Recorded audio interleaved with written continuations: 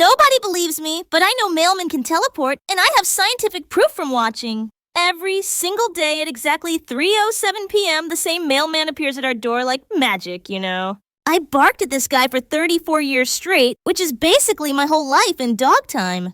The doorbell breaks space and time because 1 second he's not there, then ding, he appears. My sophisticated barking research shows he vanishes right after I warn him to leave too. Obviously, the doorbell is some kind of portal device that humans don't understand, but dogs do. Wait, I just realized I'm only 2 years old, so maybe my math is a little bit off here.